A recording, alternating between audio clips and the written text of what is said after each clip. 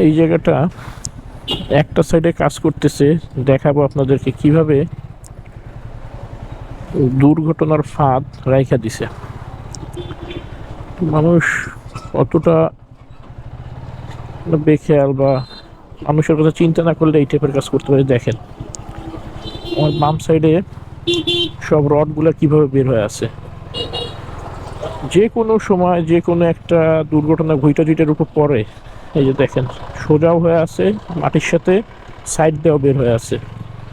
মানে এক কথা এটা একটা বিপজ্জনক, সম্পূর্ণ বিপজ্জনক ব্যবস্থা।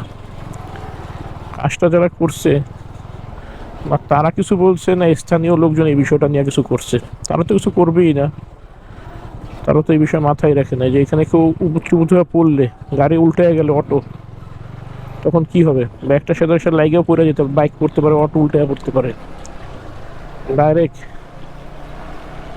অবস্থা টাইট হয়ে যাবে। এই টাইপের কাজ যারা করে এদের ভিতরে মনুষ্যত্ব বলতে কিছু নাই। এইটার কারণে কি কি অসুবিধা হইতে পারে এই জিনিস নিয়ে কেউ ভাবে না। আমাদের দেশে আগে কাজ করে তারপরে ভাবেও না, একটা ফালায় রাখে, যেমন এটা ফালায় রাখছে।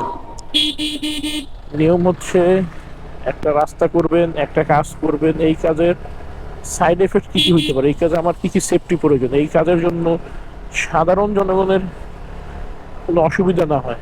ওইখানে যেভাবে রডগুলো এইভাবে প্লাস সাইড দিয়ে বের হয়ে আছে, এইখানে দুর্ঘটনাটা একটা, ওইখানে মাঝে মধ্যেই ব্যাটারির পাশাপাশি লেগে যায়, আবার গর্ত বড় বড়, উল্টা পাল্টা টান দিলে যদি উল্টে যায় তখন কিন্তু বড় ধরনের একটা সমস্যা হবে।